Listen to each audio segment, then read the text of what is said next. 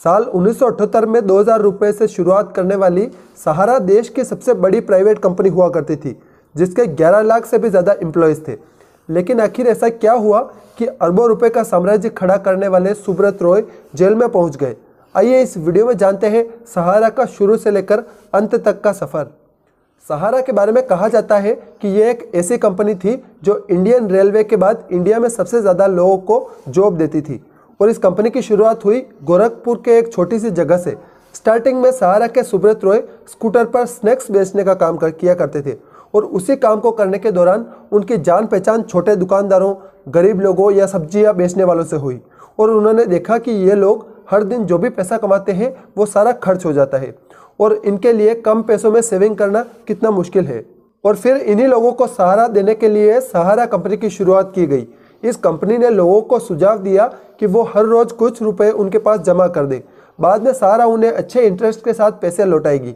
लोगों को कंपनी का यह मॉडल बहुत पसंद आया, और देखते ही देखते सहारा लोगों का ट्रस्ट जीतने में सफल हो गई। अब इस कंपनी में पैसा इन्वेस्ट करने वाला हर इन्वेस्टर कई और दूसरे इन्वेस्टर्स को भी इस ग्रुप में जोड़ता गया, और इस तरह से काफ़ी स्पीड से सहारा से 13 करोड़ लोग जुड़ गए। सुब्रत रॉय अपनी कंपनी से जुड़े सारे लोगों को अपना परिवार कहते थे, और वो समाज को बेहतर बनाने में हर तरह से अपना योगदान दिया करते थे। चाहे वो गरीब लड़कियों की शादी कराना हुआ, या फिर अल्कोहल फ्री एनवायरनमेंट बनाने के लिए हर जगह पर कैंपेन चलाना हुआ, और इन सभी कामों से उन्होंने गरीब परिवार से लेकर मिडिल क्लास तक हर किसी के बीच एक पॉजिटिव इमेज बना ली थी, और वो भारत में सबसे ज़्यादा पसंद किए जाने वालों में से एक बन गए थे। सिर्फ 2000 रुपये में शुरू होने वाला एक छोटा सा बिजनेस धीरे धीरे finance, real estate, infrastructure, health care, media and entertainment, hospitality, retail, information technology से लेकर कई सारे और सेक्टर्स तक भी फैल गई। सहारा ने अमेरिका के न्यूयॉर्क शहर में 4400 करोड़ रुपए खर्च करके 2 लग्जरियस होटल न्यूयॉर्क प्लाजा और ड्रीम न्यूयॉर्क खरीदे, जो आज भी दुनिया के सबसे पॉपुलर होटल्स में से एक है। इसके अलावा सुब्रत रॉय के पास मुंबई के वर्सोवा में 106 एकड़ ज़मीन, लखनऊ में 191 एकड़ और देश के 10 अलग अलग शहरों में 764 एकड़ ज़मीन हो गई थी। साथ ही इन्होंने खुद की एक IPL टीम पुणे वॉरियर्स भी बनाई, और इंडियन क्रिकेट टीम के साथ साथ इंडियन हॉकी टीम को भी कई सालों तक स्पॉन्सर करते रहे। लेकिन इन सब में जो चीज़ सबसे ज़्यादा हैरान करने वाली थी वो थी इनकी सहारा सिटी। इन्होंने एक पूरा शहर बना दिया था। इसमें हर तरह की लग्जरी सुविधाएं उपलब्ध थी, जैसे cricket stadium, helipad, golf course, 11 kilometre की एक लेक, 124 सीटर सिनेमा थिएटर के साथ साथ हेल्थ सेंटर और कई सारे पेट्रोल पंप। लगभग हर तरह की सुविधा जो एक बेहतरीन और डेवलप्ड सिटी में होनी चाहिए वो सहारा सिटी में मौजूद थी। इसके अलावा सुब्रत रॉय ने मुंबई से मात्र 2 घंटे की दूरी पर अम्बे वैली सिटी नाम की एक टाउनशिप भी डेवलप की, जो कि 10,600 एकड़ में फैली हुई है। और इस टाउन में करीब 800 ऐसे लग्जरी बंगलो है जिनकी कीमत 5 से लेकर 20 करोड़ रुपए के बीच में है। यहाँ 3 मैन मेड लेक्स बनाई गई है। इसके अलावा कई लग्जरी होटल भी है।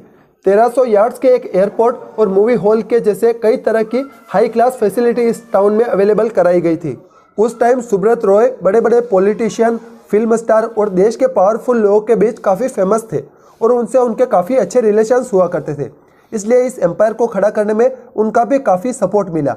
लेकिन फिर सहारा पर पहली बार मुसीबत साल 1996 में आई। तब एक इनकम टैक्स ऑफिसर की नज़र इस सहारा ग्रुप पर पड़ी, और उसने कंपनी में आने वाले हर पैसे का हिसाब मांगना शुरू कर दिया। उस समय सुब्रत रॉय ने कुछ फेमस नेताओं का नाम लिया और कहा कि कंपनी में पैसे इन्हीं लोगों के थ्रू आते हैं। अब अपना नाम आने पर नेताओं को एक्सपोज होने का डर लगने लगा, इसलिए उस इनकम टैक्स ऑफिसर का ट्रांसफ़र करा दिया गया, और इस तरह से सहारा पर आया ये पहला खतरा टल गया और कंपनी वापस से पहले की तरह ही काम करने लगी। हालांकि आगे चलकर एक टाइम ऐसा भी आया जब मार्केट सैचुरेट हो गई, और अब सहारा में इन्वेस्ट करने वाले लोगों की संख्या एक जगह पर आकर थम सी गई, क्योंकि जो लोग सहारा में इन्वेस्ट करने में इंटरेस्ट रखते थे उनकी संख्या लगभग पूरी हो चुकी थी, और यहाँ से वो लोग ज़्यादा होने लगे जिन्हें अपने इन्वेस्ट किए हुए पैसे निकालने थे।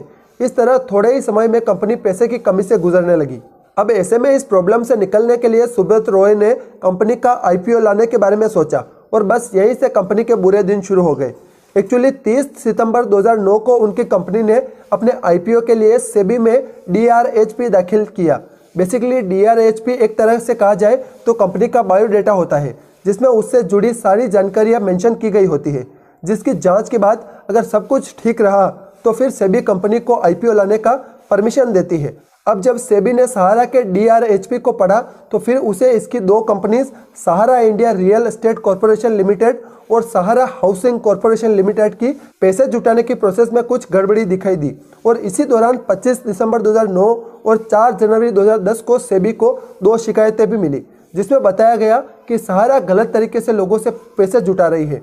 और इन शिकायतों से सेबी का शक और बढ़ गया और उसने इन दोनों कंपनीज की जांच शुरू कर दी। फिर सेबी ने अपनी जांच में पाया कि इन दोनों कंपनीज ने OFCD के जरिए 2 से 2.5 करोड़ इन्वेस्टर के करीब 24,000 करोड़ रुपए लिए हैं।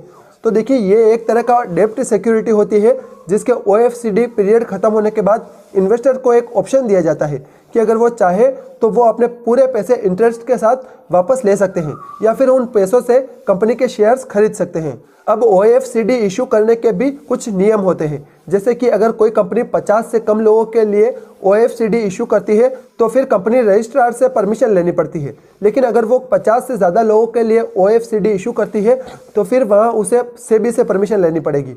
लेकिन सहारा ने सेबी से इस बारे में कभी परमिशन ही नहीं ली और इलीगल तरीके से OFCD के जरिए लोगों से पैसे लेती रही, जिसके बाद सेबी ने सहारा के इन दोनों कंपनीज को इन्वेस्टर के पैसे 15% इंटरेस्ट के साथ वापस करने का आदेश दिया।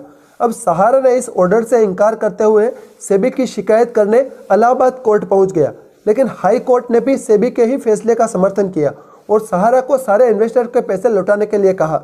अब हाई कोर्ट से भी राहत ना मिलने पर सहारा को सुप्रीम कोर्ट तक जाना पड़ा, लेकिन सुप्रीम कोर्ट ने जब सहारा से उनके जुटाए गए फंड के सोर्स के बारे में सबूत मांगे तो फिर सहारा सुप्रीम कोर्ट को भी कोई सही जवाब नहीं दे पाई, जिसके बाद अगस्त 2012 में सुप्रीम कोर्ट ने उनके दोनों कंपनीज को सेबी के पास मिलकर इन्वेस्टर का पैसा 3 महीने के अंदर 15% इंटरेस्ट के साथ चुकाने के लिए कहा। साथ ही सुप्रीम कोर्ट के ऑर्डर में यह भी कहा गया कि सहारा सेबी को OFCD होल्डर्स की डिटेल्स प्रोवाइड करे। सुप्रीम कोर्ट के आदेश का पालन करते हुए सहारा 127 ट्रक से भरे कागज लेकर सेबी के ऑफिस पहुंच गया, जिनमें इन्वेस्टर की सारी डिटेल मौजूद थी, लेकिन इन फाइल्स में भी सभी इन्वेस्टर की जानकारी नहीं थी, जिसके बाद सुप्रीम कोर्ट और सेबी दोनों ही इस मामले को मनी लॉन्ड्रिंग की तरह लेने लगे। इसके अलावा सहारा को 3 महीने के अंदर 3 इंस्टॉलमेंट में 15% इंटरेस्ट के साथ सारे पैसे सेबी को देने थे, पर कंपनी ने 5,120 करोड़ रुपए की अपनी पहली किस्त तो जमा करा दी, लेकिन वो बाकी के इंस्टॉलमेंट जमा नहीं करा सके।